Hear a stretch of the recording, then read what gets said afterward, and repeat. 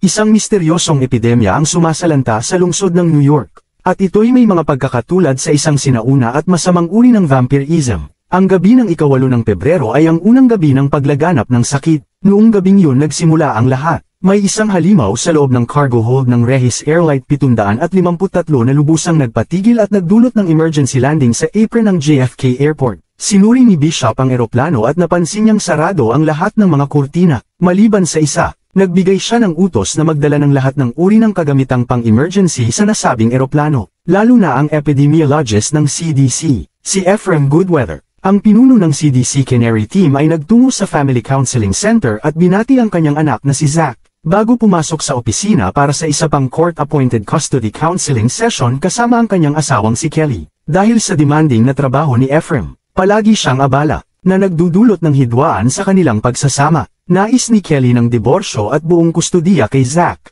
Gayunpaman, nakatanggap si Ephraim ng tawag at agad na bumalik sa paliparan. Wala pang nakapasok sa eroplano at wala silang natukoy na anumang galaw sa loob ng eroplano. Niwala rin 911 call mula sa sinuman sa loob ng eroplano, sina Ephraim at Nora Martinez. Ang kanyang pangalawa sa tungkulin at kapwa epidemiologist, ay nagsuot ng kanilang hazmat suits at pumasok sa eroplano upang matuklasan na ang lahat ay patay na. Walang bakas ng labanan o trauma, ngunit ang mga katawan ay labis na mapatla, gamit ang mga UV lights. Natagpuan nila ang kakaibang mga pattern na biological sa buong eroplano, na humantong sa cargo compartment. Nagpunta si Ephraim sa compartment, habang si Nora ay pumasok sa cockpit kung saan biglang huminga si Captain Redfern. Agad na tinawag ang mga paramedics habang sina Nora at Ephraim ay nagsuri sa 4 na nakaligtas, na biglang nagising mula sa kamatayan. Ang 4 na nakaligtas ay dinala sa mga isolation room sa isang lokal na ospital, habang ang natitirang mga katawan ay inilagay sa cargo area ng paliparan. Samantala, dahil wala pa silang alam tungkol sa nangyari sa loob ng eroplano at kung ano ang sanhi ng mga pagkamatay,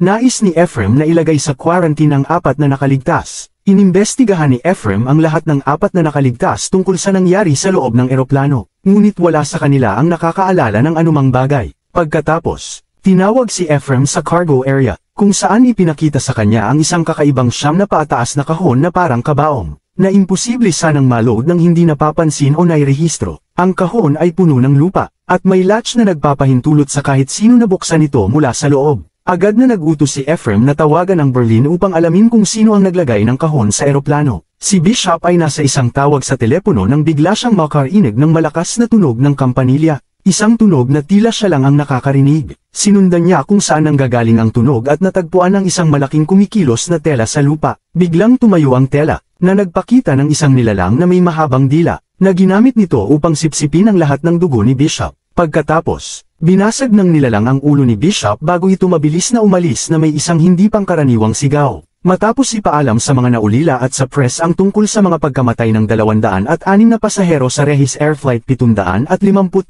sina Ephraim at Nora ay nag-video call kay Dr. Bennett, ang medical examiner na naatasang magsagawa ng otopsiya sa mga biktima ng patay na eroplano, para sa isang update sa mga biktima. Ang mga katawan na sinuri ay may parehong mga hiwa sa kanilang mga leeg, malalim at eksaktong mga hiwa. Lahat ay nasa parehong lugar. Pina-check ni Jim ang pulso ng isa sa mga katawan. At sa halip na dugo, isang puti at makinang na likido ang lumabas sa sugat.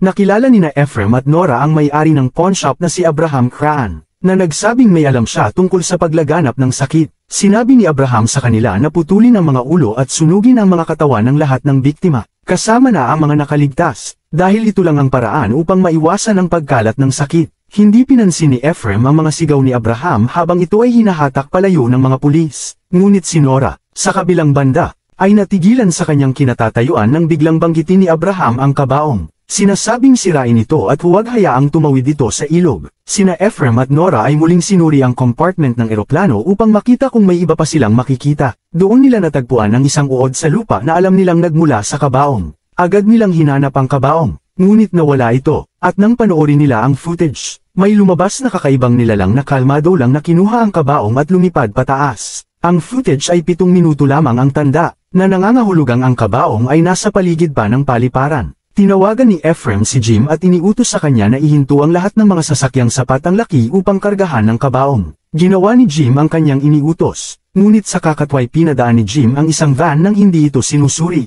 Ipinakita na si Jim ay nagtatrabaho kasama ang driver ng van na si Gus, na inatasan na magmaneho ng CDC van na naglalaman ng kabaong. Samantala, natuklasan ni Dr. Bennett na ang puso ng isa sa mga biktima ay patuloy na tumitibok at kinakain ng mga uod. Sa takot at pagkasuklam, hinubad ni Dr. Bennett ang kanyang mga guwantes dahil dumaikit dito ang mga uod, at masakit na binunot ang isang uod mula sa kanyang kamay bago ito tuluyang makapasok sa kanyang katawan. Nang siya ay bumaling pabalik, natagpuan niyang siya'y pinalilibutan at kinakain ng mga biktima mula sa eroplano, na nagbago na at naging mga buhay na patay. Matapos matagumpay na may hatid ni Gus ang kabaong sa destinasyon nito, sinuri niya ang kabaong nang marinig niyang may ingay na nagmumula dito, at dali-dali siyang tumakas dahil sa takot. Natagpuan ang bangkay ni Bishop, at naroon si Ephraim kasama sina Nora at Jim upang suriin ito. Nang makatanggap si Ephraim ng tawag, nalaman niyang pinalaya na ng CDC boss na si Dr. Everett Barnes ang 4 na nakaligtas,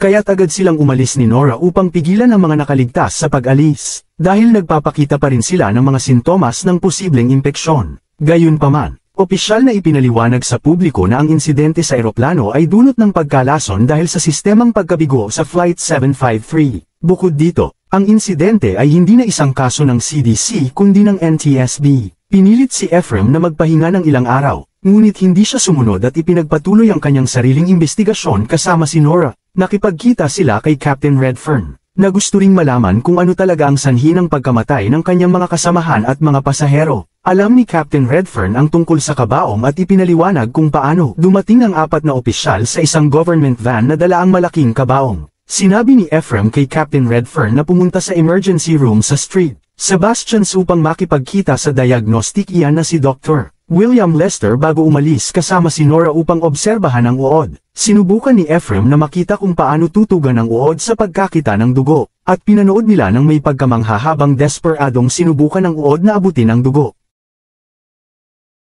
Pagkatanggap ng mensahe tungkol sa custody hearing, pinayuhan ni Nora si Ephraim na unahin ang kanyang anak kaysa sa trabaho, at hinalikan niya ito bago umalis upang mag-focus muna sa kanyang anak. Samantala, ang isa sa mga nakaligtas, si Rockstar Gabriel Bolivar, ay nagpa-party kasama ang ilang mga babae nang maramdaman niya ang biglaang pagnanais sa dugo. Kinagat niya ang leeg ng isang babae at pinatalsik ang mga ito nang ma-realize niya ang kanyang nagawa. Si Captain Redfern naman ay na-hospital dahil sa ilang mga medikal na kadahilanan na parang mayroong bagay na nagtatangkang baguhin ng piloto sa isang bagay na lubos na kakaiba. Gamit ang mga UV lights, sinuri nila ang katawan ni Captain Redfern at nakita ang mga tila mga uod na gumagapang sa loob ng kanyang katawan. Nabigo si Nora na tawagan si Dr. Bennett upang ipaalam sa kanya ang tungkol sa mga uod, kaya nagpasya silang pumunta sa morgue. Sa kanilang pagpunta sa morgue, nakatanggap si Ephraim ng tawag mula sa sinasabing naulila na si Ginoong Arnett, na nagsabing ang kanyang anak na si Emma, isa sa mga pasaherong namatay, ay bumalik sa kanya ng buhay at ligtas, na ikinagulat ni Ephraim dahil sigurado siyang patay na ang batang babae.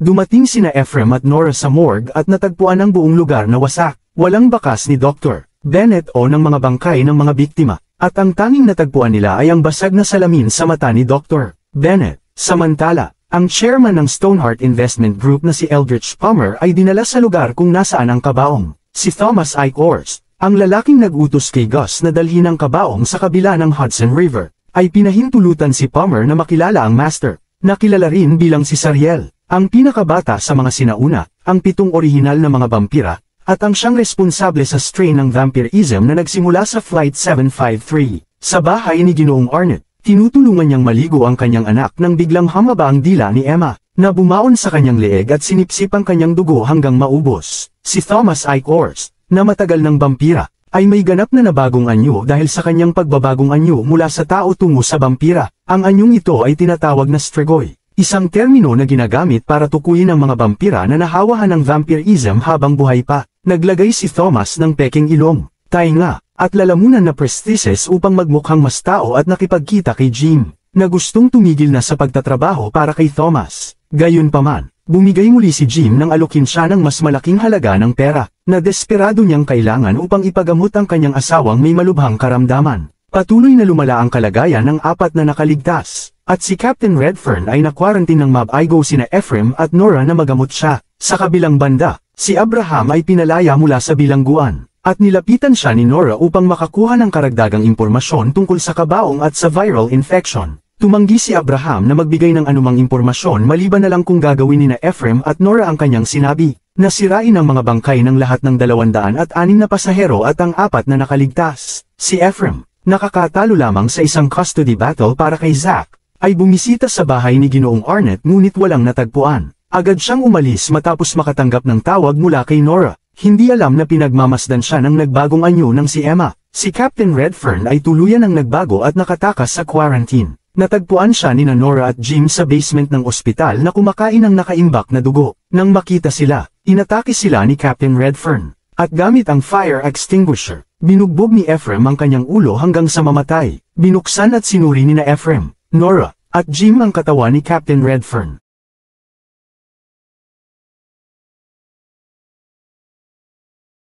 Ang kanyang mga ari ay natanggal na, at nang buksan ang kanyang katawan, natagpuan nila ang isang bagong set ng mga organo na nabuo upang itulak ang mahaba niyang dila, nakahawig ng mga uod. Mayroong parasitic mechanism na nagpapahintulot sa nagbagong katawan na magparami at ang uod ay kayang kainin ng kanyang host. Nilinis ni Ephraim, Nora, at Jim ang kanilang mga sarili matapos suriin ang katawan ni Captain Redfern, at ipinagtapat ni Jim na may kasalanan siyang tumulong sa pagnanakaw ng kabaong. Nagpasya sina Ephraim at Nora na hanapin si Emma at ang mga nakaligtas. Una silang pumunta sa bahay ni Ginoong Arnett, kung saan nasaksihan nila si Abraham na pinugutan ng ulo ang nagbagong anyo na si Emma at Ginoong Arnett. Umiiyak si Nora dahil ayaw niyang pumatay ng tao, ngunit ipinaliwanag ni Ephraim sa kanya na ito'y kailangan, dahil mas maraming tao ang mahahawaan kung hindi nila sisirain ang mga bangkay. Gayunpaman, tumanggi pa rin si Nora na sumama kay Ephraim at Abraham sa pagpatay ng mga nahawaan. Samantala, hinimok ng nakaligtas na si Ansel Barber ang kanyang asawang si Anne-Marie na lumikas kasama ang kanilang mga anak. Nang makaalis na sila, kinain niya ang kanilang aso at ikinadina ang kanyang sarili sa loob ng shed upang maiwasan niyang umatake ng tao. Nabahala si Anne-Marie at sinilip ang kalagayan ng kanyang asawa. Umiiyak sa kalunos-lunos na kalagayan ni Ansel, at nilinlang ang isang galit na kapitbahay na pumasok sa shed upang maging pagkain ni Ansel. Ibinahagi ni Abraham kay Ephraim ang kanyang kwento at kung paano niya nalaman ang tungkol sa viral infection noong 1944 sa Poland. Si Abraham at ang kanyang kapatid ay mga bilanggong ipinadala sa concentration camp na pinamunuan ng sundalong Aleman na si Thomas Eichhorst, na tao pa noon. Nasaksihan ni Abraham ang master na kumakain ng natutulog na mga bilanggo at binalak niyang patayin ito nang maging biktima ang kanyang kapatid ng Strigoi. Sa kasalukuyan, pumunta sina Ephraim at Abraham sa bahay ng mga barber at natagpuan si Anne-Marie na nagbigti. Kinuna ng video ni Ephraim si Abraham habang pinapatay nito ang ganap na nagbagong anyo na si Ansel at ang kapitbahay na patuloy na nagbabago. Sinilaban ni Abraham ang shed upang tuluyang masira ang mga bangkay. Pinatay ni Bolivar ang urologist na ipinadala upang gamutin siya, at ang ahente nito ay tumawag ng cleaner upang linisin ang lugar. Ngunit napatay din ang cleaner. Ang pagbabagong anyo ng huling nakaligtas na si Joan Loss ay mas mabagal kumpara sa iba, at nakatakas ang kanyang housekeeper na si Neva kasama ang mga anak ni Loss nang mapansin niyang nagbabago si Loss. Samantala, si Nora ay nasa isang nursing facility upang bisitahin ang kanyang ina na may demensya nang biglang umatake ang isang Strigoi sa pasilidad. Habang nagkakagulo ang lahat, tumakas si Nora kasama ang kanyang ina patungo sa kanyang apartment. Ang exterminator ng lungsod na si Vasily Fett ay bumaba sa mga imburnal upang alamin kung ano ang sanhi ng kakaibang kilos ng mga daga sa lungsod. Dito niya nakatagpo ang isang grupo ng mga Strigoi at muntik nang mamatay bago siya makatakas. Pumunta si Ephraim sa CDC upang ipakita kay Barnes ang kanyang mga recording. Nang matuklasan niyang aarestuhin siya dahil sa pagpatay kay Captain Redfern. Sa tulong ni Jim Kent, nakatakas si Ephraim bago pa dumating ang mga ahente. Pumunta si Abraham sa bahay ng isang biktima mula sa eroplano upang patayin ang sinumang nahawaan. Ngunit napalibutan siya at halos hindi nakaligtas. Pumunta si Ephraim upang sabihan si Kelly na lumikas ng lungsod kasama si Zach dahil delikado ng manatili. Nang dumating ang FBI upang siya'y arestuhin. Matapos tumawag si Matt, ang bagong kasintahan ni Kelly, dinala siya sa istasyon ng pulisya para sa investigasyon. Hinahanap din si Nora ng FBI. Kaya naghanap siya ng masisilungan sa pawn shop ni Abraham upang umiwas sa kanila. Bumalik si Fett sa Bureau of Pest Control at natuklasan na ang kanyang mga kasamahan ay naging Strigoi na. Dahil alam niyang nakakasama sa mga Strigoi ang sikat ng araw mula sa kanyang karanasan sa mga ito sa imburnal. Binuksan ni Fett ang mga kurtina at pinatay ang kanyang mga kasamahang nagbago na. Samantala, inutusan sina Jim at Gus ni Thomas na kunin ang bangkay ni Captain Redfern mula sa morgue ng ospital at itapon ito sa ilog. Sinubukan ni Fett na hikayatin ang kanyang ama na lumikas sa lungsod kasama siya, ngunit hindi niya ito napapayag. Ang isang eclipse ay nagbigay ng pagkakataon sa mga Strigoi na salantin ang lungsod at makahawa ng maraming tao, kahit nasa araw. Habang sakay ng isang transportasyon si Ephraim, napanood niya kung paano pinatay ng Strigoi na si Dr. Bennett ang dalawang FBI agents, at sinamantala niya ang pagkakataon upang makatakas. Tumuloy siya agad sa pawn shop ni Abraham, kung saan muli siyang nagkita kay Nora.